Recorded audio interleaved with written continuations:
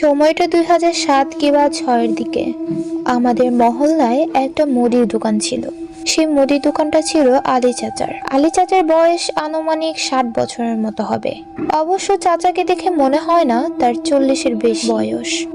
চাচা প্রচন্ড ধার্মিক একজন ব্যক্তি ছিলেন। সব সময় 5 ওয়াক্ত নামাজ আদায় করতেন, সবার সাথে খুব সুন্দর ব্যবহার করতেন।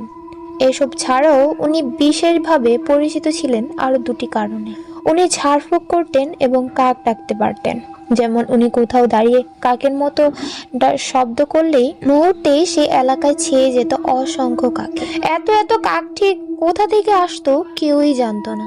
লোকমুখে শোনা যেত তার স্ত্রী নাকি পরী ছিল, সে সংসারে ছেলে মেয়েও আছে। চাচা একবার গল্পের আসরে বসেছিল। সে গল্পের আসরে দুটি গল্প শুনিয়েছিল।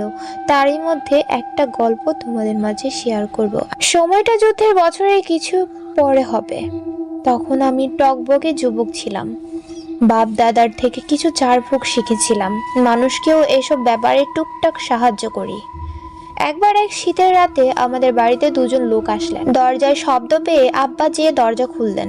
দুজনের একজনের বয়স হবে আনুমানিক 17 কিংবা 18 আর আরেকজনের বয়স 25-এর মতো। আব্বা দরজা খুলতেই দুজন সে কি কান্না জুড়ে দিল। আব্বা জিজ্ঞাসা করেন, তারা কারা, কি হয়েছে? ব্যক্তি দুজন জানান তারা পাশের গ্রামের ছেলে। তাদের বাবা দুদিন যাবৎ কেমন অদ্ভুত আচরণ করছে, আজ আরো বেশি করছে। খুব সম্ভবত জিনে ধরেছে। বাড়িতে আর কেউ নেই, বাবাকে বেঁধে রেখে এসেছে খাটের সঙ্গে। অনেক খুঁজে খুঁজে আব্বুর ঠিকানা পেয়েছে। এখন আব্বাকে নিয়ে যেতেই তারা এখানে এসেছেন। আব্বা জানান তার শরীরটা ভালো নেই, পরদিন সকালে তিনি যাবেন। তাকে যেন পরদিন সকালে তারা নিয়ে যায় এখান থেকে। তবে ছেলে দুটো একা যেতে নারাজ, তারা আব্বাকে নিয়েই যাবে।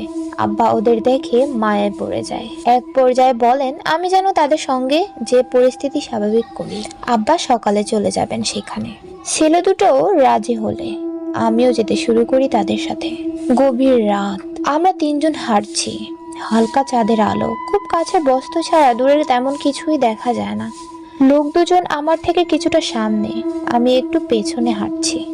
সে দুজনের হাঁটার শব্দ শুনে আর অবয়ব অনুসরণ করেই আমি এগোচ্ছিলাম।